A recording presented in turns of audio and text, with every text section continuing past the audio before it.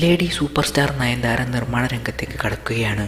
കാമുകൻ വിഘ്നേഷ് ശിവന്റെ ചിത്രം നിർമ്മിക്കാനുള്ള തയ്യാറെടുപ്പിലാണ് നയൻസ്.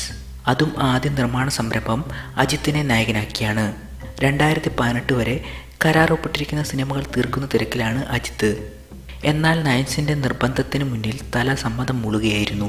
പക്ഷേ സിനിമയിൽ അഭിനയിക്കാൻ ഓരോ ദിവസവും 1 കോടി രൂപയാണ് അജിത്ത് പ്രതിഫലം ചോദിച്ചിരിക്കുന്നതെന്നാണ് റിപ്പോർട്ടുകൾ പറയുന്നത്. പക്ഷേ പൈസ പ്രശ്നമല്ല, അധികം ദിവസം ഷൂട്ട് വന്നാലും അതിനും പൈസ തരാമെന്നാണ് നയൻസ് ഉറപ്പ് നൽകിയിരിക്കുന്നത്.